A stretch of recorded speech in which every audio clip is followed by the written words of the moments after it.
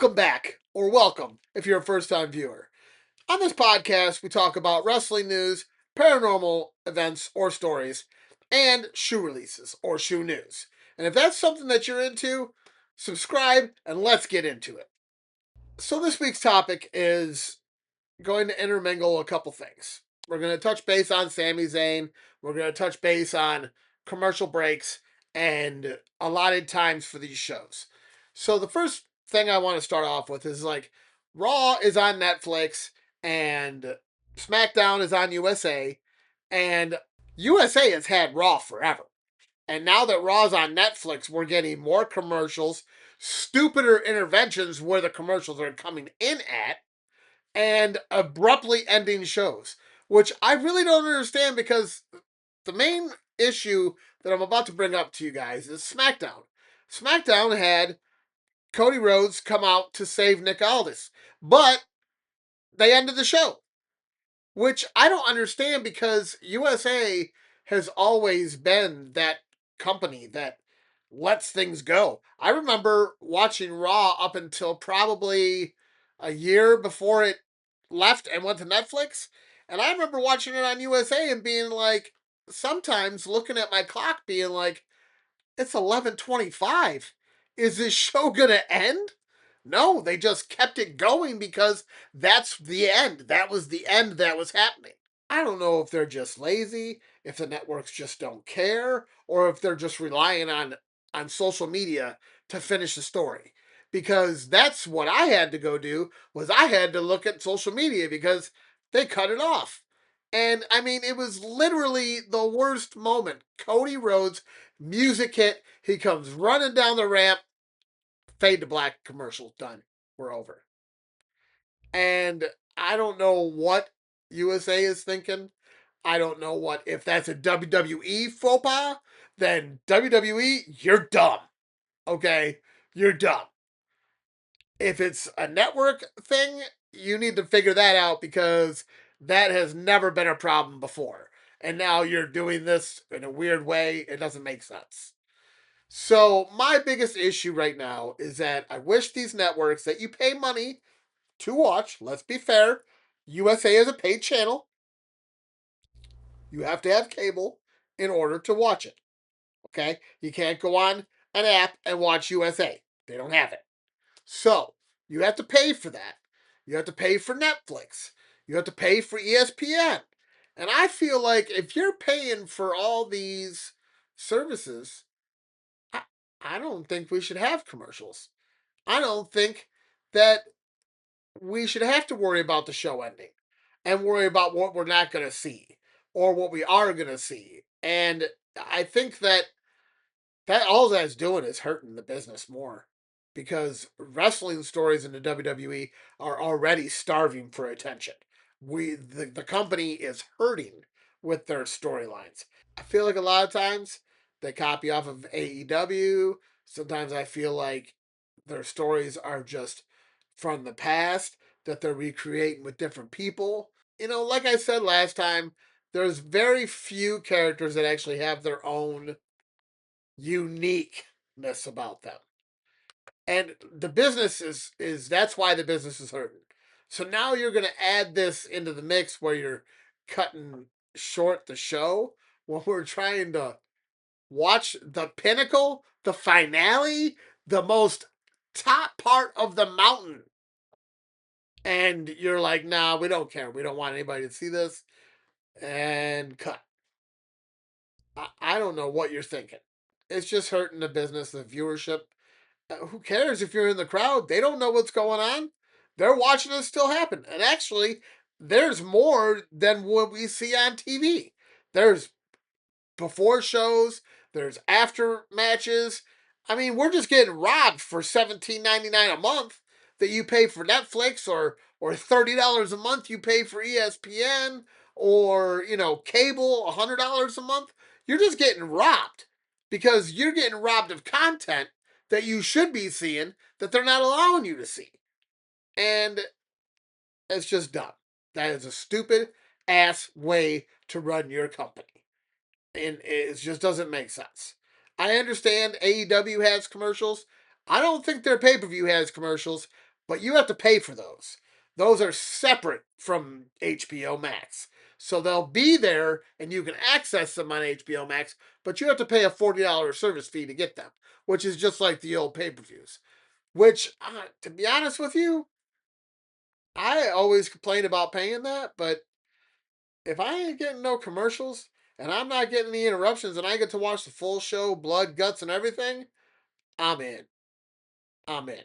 Because WWE is the next day when they were showing replays of the PLE, they had Braun Breaker's face blurred out because of the blood.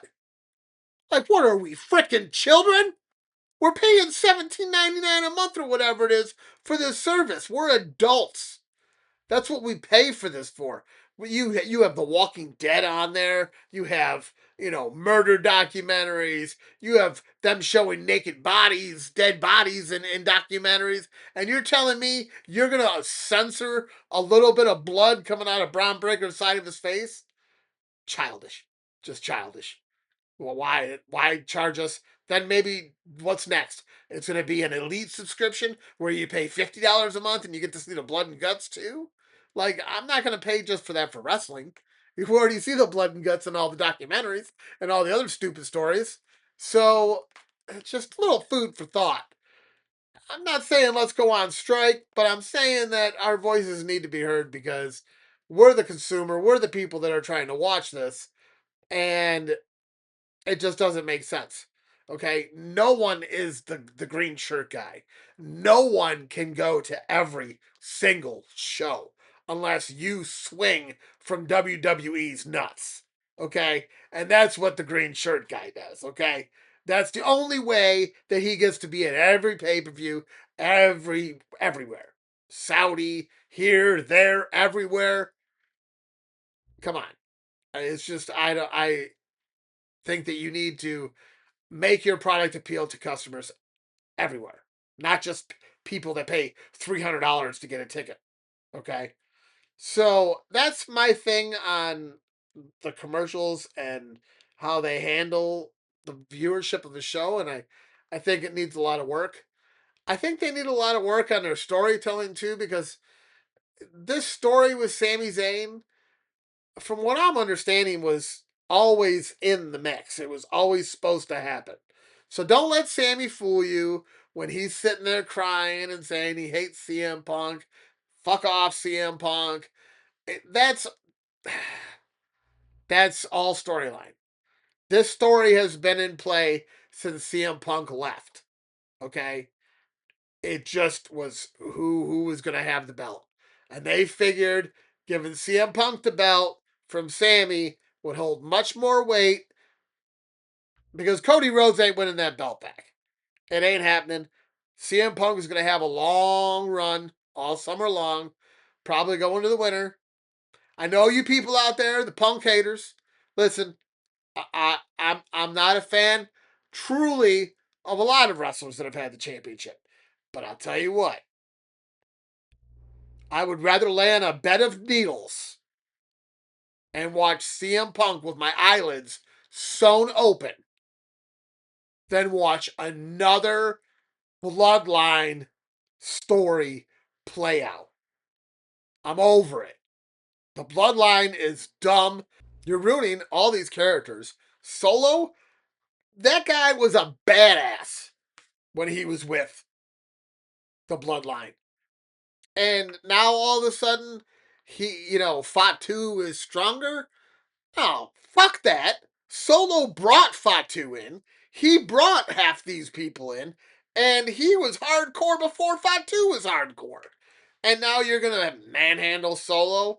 Like, I don't think so. I think that this whole Bloodline story has gone way past what it's supposed to be.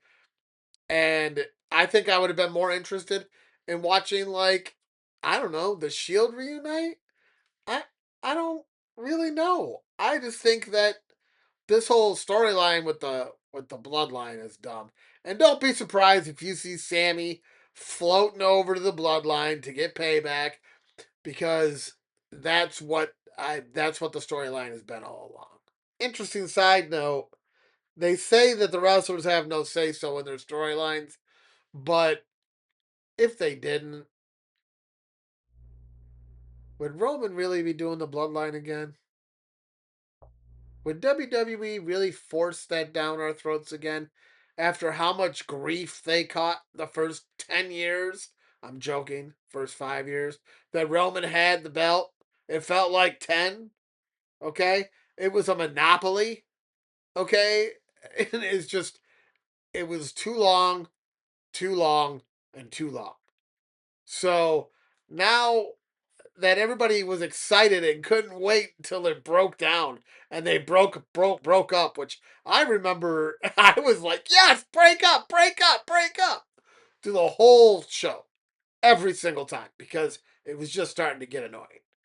I liked the fact that they had Solo and his crew on SmackDown and Roman, whatever. But I feel like Solo had some. I don't know. I feel like Solo could go far, and you're just burying him, and you're burying Fatu. You're telling me Fatu's just an assassinator? He's just gonna come out and take people out? No, that's done. That's done. Okay. What Roman said he was gonna be back full time all summer long.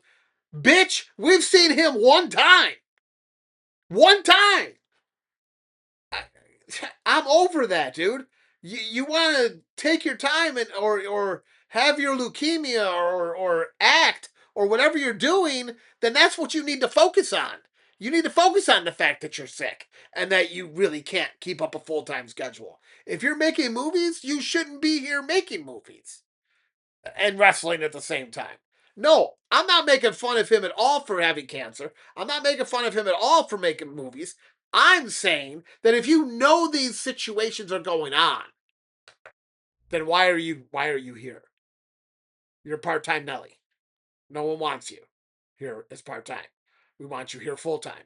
If we wanted a John Cena, if we wanted, any of those top-notch guys that are here once a year, we would ask for it.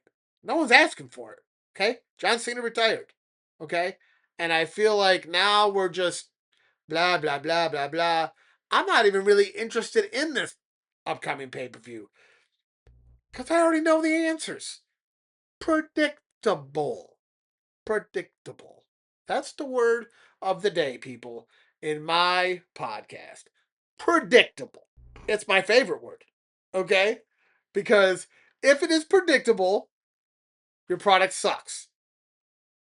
If it's not predictable, you'll have people screaming at the top of their lungs, hanging on the edge of their chair. It's just, it amazes me. Like, I watched the AEW replay, and I never would have thought MJF would have lost his title. And he did. And that's good. I mean, side note, he's hurt. But, like, bravo for doing that. So, those are my comments for this week on wrestling. If you have something to say, please comment in the section. I'd love to hear your thoughts. I am not praising SmackDown. I'm not praising Raw. I'm saying that SmackDown is a little bit more entertaining than Raw because we are not watching Roman Reigns. And whenever you have time where you're not watching Roman Reigns with the bloodline, you are having a good time. So, yeah, I'm having a good time watching SmackDown because Roman ain't there. Sure, they got the bootleg, the extensions of the bloodline, but they're not fighting, and if they do fight, they're gonna lose anyway. So, you know, that's what I'm here to say. All right, so this paranormal section this time revolves around a friend that I had from childhood, and I remember him telling me this story, so I'm gonna relay it to you as best I remember. It shook him up a lot. He would go to his grandparents a lot on the weekends, and his grandparents had a bigger home, but it was old. He would always experience something there. He'd always hear voices when there were no voices, and he'd always tell me like he'd get like a just a weird feeling when he was there. So this one particular time that he was there, he was spending the weekend there because his parents went on vacation, and he was going to bed at night, and every night the routine was snack, watch a little old TV show with his grandpa, and then brush his teeth, comb his hair or whatever, get in his PJs and go to bed. He goes to bed, he does all that stuff, and he goes to bed, and he lays in the bedroom, and as he's laying in the bed, probably a couple hours later, because he falls asleep, and he wakes up, in the middle of the night, he wakes up and he sees his grandma walking past the door in the hallway. And he's like, he doesn't say anything, but he kind of like is like, oh, maybe she's going to the bathroom. But then he sits there and thinks and says, wait a minute. The bathroom is closer to their bedroom. Why would she be walking past me towards her bedroom? She walked past his bedroom, and he didn't understand why that was a issue, because if that was supposed to be, maybe she went to the kitchen or something. So he tried to go back to sleep, but the whole time he was having this weird feeling like someone was watching him. And he had looked out his doorway with his eyes peeped open halfway, and he saw his grandma, or what he thought was his grandma, staring halfway, looking into the door. Her hands were on the door jamb, and her half of her face was showing. And he was like, "Grandma, can I? What? Do you need something? Are you okay?" And she didn't say anything. So he got really scared, and he pulled the blankets over his head, and he was like, "This is a dream. This is a dream. This is a dream. This is a dream. This is a dream." Well, when he pulled the blankets off, she wasn't there no more. So he got up and he went to go tell his grandpa, Grandpa, I just saw grandma in the hallway. And his grandpa was like, no, no, no, you didn't. She's been sleeping. She hasn't been up. And he's like, are you sure? I saw someone at my door. And he's like, no, no, you were probably just dreaming. So he ends up going back to bed. And the next time he wakes up, which is probably around, I think he told me it was like every couple hours he was waking up. And I believe the next time he woke up, it was like four something in the morning. And now he's having that same feeling, but now she's at the edge of his bed, but looking up over the bedboard and staring at him. Well, at this point, he knew that that was not his grandma. He freaked out and he screamed for his grandfather and his grandmother, and they came running in, and there was no one there. So they said, well, why don't you bring the blankets and pillows into the bedroom, and you can sleep the rest of the night on the floor in the bedroom. So he went to go in their bedroom, and he went to go sleep on the floor in the bedroom. And the whole rest of the time that he was sleeping, he could have swore that he was being watched from something underneath the bed. But there was nothing there. And he woke up the next morning and he went to go tell his grandpa and his grandma about what happened. And they insisted he was dreaming. And I know that the fear in his face when he was relaying this to me, it was definitely not a dream. Pretty freaky to him to experience that. I guess he never had seen anybody like a full ghost there, but he's always heard things. I mean, I hear things in my house all the time. And I've already shared some stories that I've had visual contact with a ghost manifesting itself into somebody that's lived here. So, I mean, I can believe the paranormal can do that. I'm firsthand witness to it. It is terrifying, and they do have powers like that. Whether it's a demon, whether it's a ghost, it all depends on what powers they can have. Okay, so a little update. We have a comment from my cousin David from our last podcast when we were talking about their scary story. And their comment is my friend's parents were mad when they got home, but how could they really argue with two teenage girls threw a 5 gallon bucket into the middle of the wall? We didn't even get in any trouble, but that was probably the second scariest thing that happened in that house. Which sounds like there's some more stories there, and I'd love to hear more if you've got more. But I really kind of side with you on this. Like, the parents would have to look at the fact that it's a 5 gallon container, and no girl is going to be able to launch a 5 gallon container against the wall and have it splatter open. That's first of all. Second of all, a 5 gallon drum of paint hitting the wall and it didn't do no damage. That's also proof that there was something paranormal going on there. Because that should have dented the wall, chucked the paint, done something, scratched the floor, done something.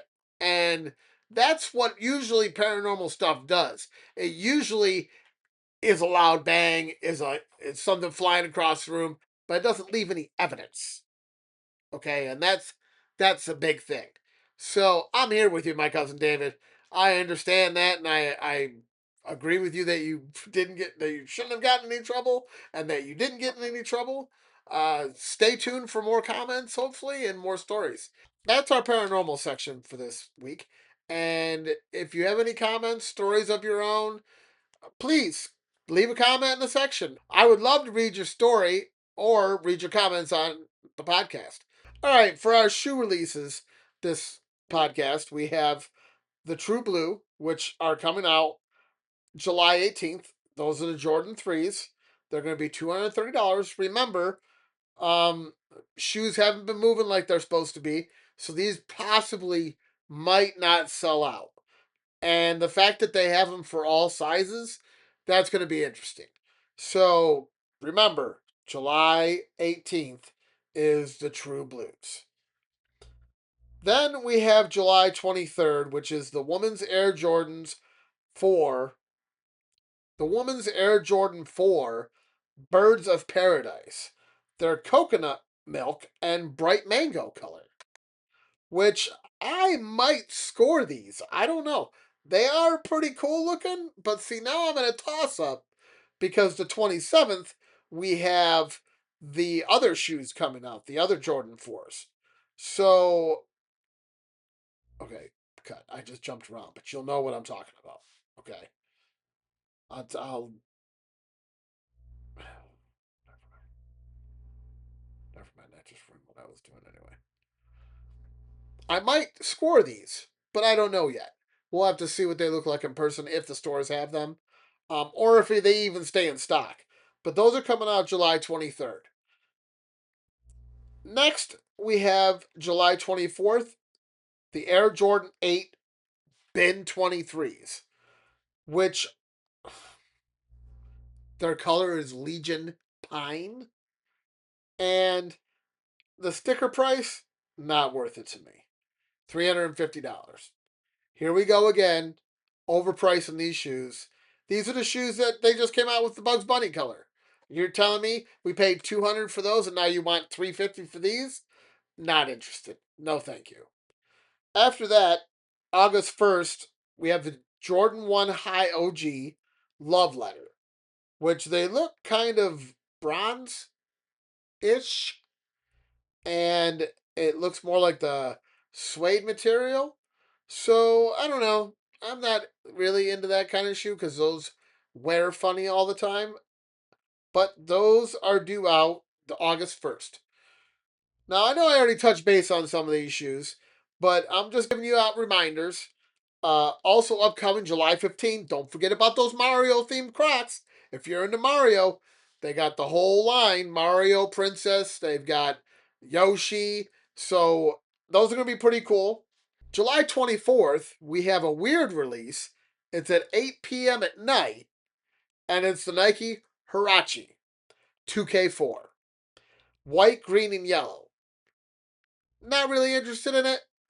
I don't know why they're doing it at 8 p.m., but okay.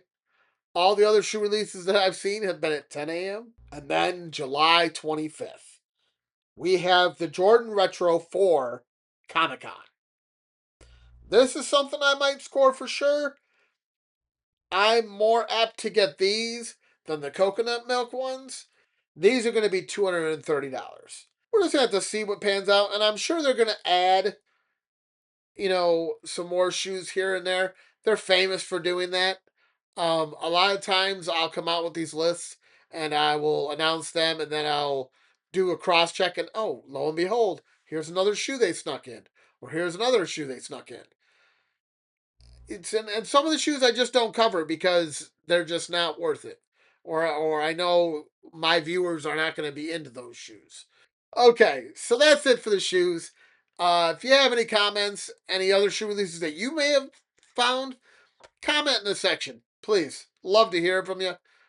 I'm not the utmost authority. I'm just relaying what I've read. And I would love to hear from my audience, especially if you know more than I do. You guys have a good week. Thanks for watching. If you liked what you heard, then please like, comment, and share with all your friends. Every bit of engagement helps me get the word out. If you've made it this far into the video, leave a tooth in the comments. And I'll see you all next week.